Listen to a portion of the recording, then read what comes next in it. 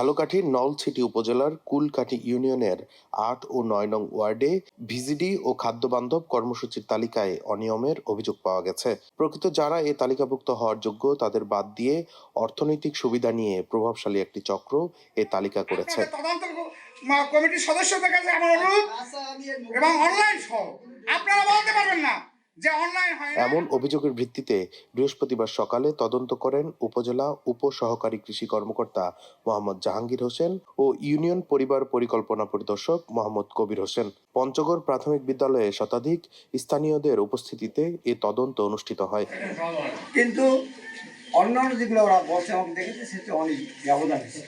এবং আরেকটা মেইন কথা হলো যে বিএনপি শতভাগ মাইনেটা কথা বুঝেছে। এ সময় সুবিধা বঞ্চিত জনসাধারণ, জনপ্রতিনিধি ও স্থানীয় গণ্যমান্য ব্যক্তিবর্গ উপস্থিত ছিলেন। চলতে পারে না, আমি ঢাকাতে পিজিতে নিয়ে আসছি, আমি এই ওষুধ কিনে খাওয়াইতে পারতেছি না। তারপরও আমার একটা ভিজিটি কার্ড নাম আমি অনেক দিন ধরে চাই, কয় বছর দিমন এইবার আমার অনলাইনে আইছে নাম, তারপর আমার নামটা কেন কাটছে? ভুক্তভোগীরা অভিযোগ করে বলেন, কুলকাঠি ইউনিয়নের এই ২ ওয়ার্ডে যারা প্রকৃত গরিব তারা কোনো সরকারি সুযোগ সুবিধা পায়নি।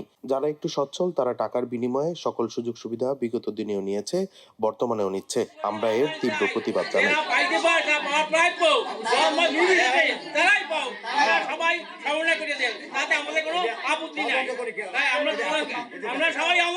অভিযোগের তদন্তে আসা নলছিটি উপজেলার উপসহকারী কৃষি কর্মকর্তা মোহাম্মদ জাহাঙ্গীর হোসেন বলেন, তদন্তে অভিযোগের প্রাথমিক সত্যতা আমরা পেয়েছি। এই তালিকা বাদ দিয়ে নতুন তালিকা করার জন্য আমরা প্রস্তাব করেছি। ওনাদের কাছে জিজ্ঞেস করি যে এই লোকের এই লোক এটা ঠিক আছে কিনা এবং এরা পাইতে পারে কিনা।